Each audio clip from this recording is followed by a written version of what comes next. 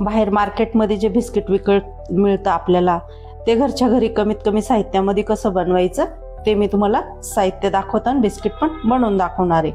थोडी साखर घेतली, ते गव्हाचं पीठ 1 वाटी, रवा घेतला 1 वाटी, साजूक तूप 1 चिमूट एवढं, मीठ, 2 हिरवी अशी विलायची. मीठ टाकल्यानंतर गोड पदार्थ अजून चवदार होतो. तर आपल्याला रवा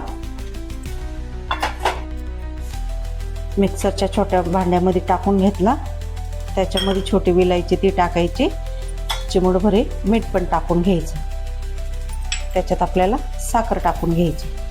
हे आता सर्व मी मिक्सरला बारीक करून घेते. अशा पद्धतीने सर्व मिक्सरला बारीक करून घेतलंय. आता आपण ते चाळणीने चाळून घ्यावे. काही जाड राहिलेलं असेल तर ते चाळणीमध्येच वरतीच राहील. घेतलं, फक्त 1-2 साखरेचे जाड दाणे राहिले त्याच्यामध्ये. गव्हाचं पीठ पण चाळून घेऊ आपण त्याच्यामध्ये. सर्व अशा पद्धतीने मी चाळून घेतलंय. आता त्याच्यामध्ये आपण जे साजूक तूप घेतलेलं आहे ना ते टाकून घेऊ. आपल्याला गारच तूप टाकायचे. सर्व व्यवस्थित मिक्स करू. तूप टाकून सर्व बाजूने जे आपण पीठ, रवा ते सर्व घेतलं त्याला असं सोडून घेतलंय. अशा पद्धतीने त्याच्यामध्ये दूध टाकायचं.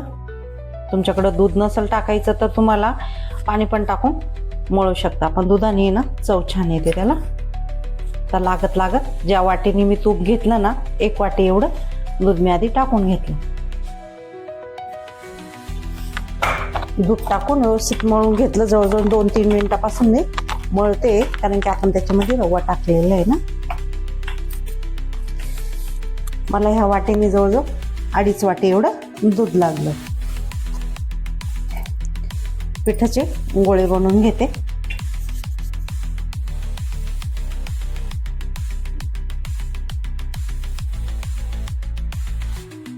याच्यावर अशी डिझाईन तयार झाली. अशी मी आता बनवून घेते. तेल तापले एक आता पण त्याच्यात सोडून गॅस कमीच ठेवलेला आहे.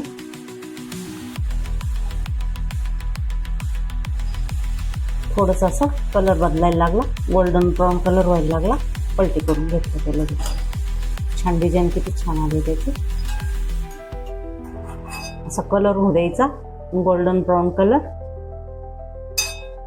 छान मस्त फुगले. पण ते आपले मार्केटमध्ये मिळणारे बिस्किट चहा बरोबर खायला लहान मुलांना, मोठ्यांना सगळ्यांनाच आवडणारे घरच्या घरी गव्हाचं पीठ, रवा याच्यापासून असे छान खुसखुशीत बनवलेले. बघा माझी रेसिपी कशी वाटली, तुम्ही नक्कीच घरी एक वेळेस ट्राय करून बघा. माझी रेसिपी आवडलीच तर लाईक करा, सबस्क्राईब केलं नसेल तर सबस्क्राईब करा. आजची रेसिपी आपली पूर्ण झाली. माझी रेसिपी कशी वाटली कमेंटमध्ये मला नक्कीच कळवा. खूपच छान, खायला टेस्टी, एकच नंबर लागता. घरच्या घरी असं मुलांना बनवून द्यायचं. मोठ्या माणसांना पण चहाबरोबर खायला खूपच छान लागतं ते. आणि माझी रेसिपी आवडली तर मला नक्कीच कमेंटमध्ये कळवा. यूट्यूबला सबस्क्राईब केलं नसेल तर सबस्क्राईब करा. इंस्टाग्राम, फेसबुकला फॉलो करा. आजची रेसिपी आपली पूर्ण